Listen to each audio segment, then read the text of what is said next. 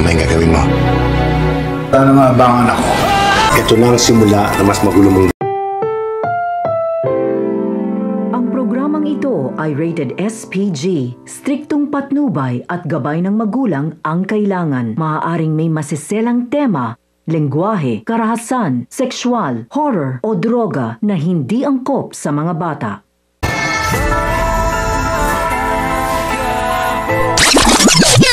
Talaga nga namang tinuloy-tuloy na ni Tanggol ang kanyang pagbabagong buhay dahil sa mga desisyong kanyang ginagawa.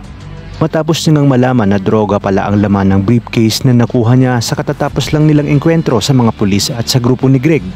At kahit anong pilit ng kanyang mga kaibigan, naibenta na lamang ito dahil malaking pera umano ang makukuha nila at paniguradong yayaman na sila, ay gagawin pa rin ni Tanggol ang tama.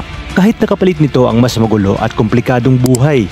Sa kabilang banda, magugulat sina Greg at Severino kung bakit pinigilan sila ng kanyang Tito Ramon.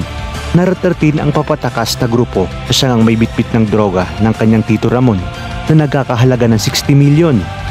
Makikita naman ni Severino na may paparating ng mga pulis kung kaya't agad silang aalis sa lugar para hindi maabutan ng mga parak.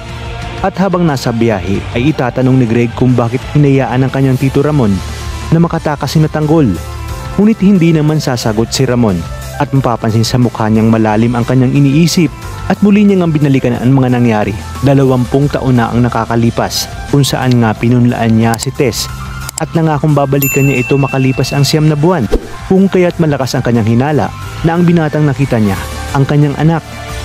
At nang nakarating na sila sa mansyon ay agad niyang pupuntahan si Olga at sasabihin na mayroon umano siyang nakitang binata na kamukha niya noon at malakas ang kutob niya na marahil yun ang kanyang anak, kung kaya't itatanong niya kay Olga kung nasaan na nga ba talaga ang kanyang anak. Magugulat si Olga dahil sa mga sinabi ni Ramon, kaya gagawa siya ng alibay at sasabihin na baka umano kamukha niya lang ang kanyang nakita. Dagdag pa niya na matagal niya nang pinuntahan ang lugar na sinasabi ni Ramon sa Quiapo, ngunit ayon sa mga taga roon ay matagal nang wala ito sa Quiapo. At dahil matalino si Ramon at alam niya ang ligaw ng bituka ni Olga, ay hindi pa rin siya kumbisido sa mga sinabi nito, kung kaya't sinabi ni Ramon sa kanyang sarili na kinakailangan niya nang mahanap ang kanyang anak sa lalong madaling panahon at kung totoo man umanong anak niya ang may dala ng droga ay sana yun na ang maging daan para sa muli nilang pagkikita. Kaya naman mga kapamilya, kapit lang dahil marami pa tayong dapat abangan. Ito lang sa bagong paborito ng sambayanan, ang FPJ's Batang Quiapo.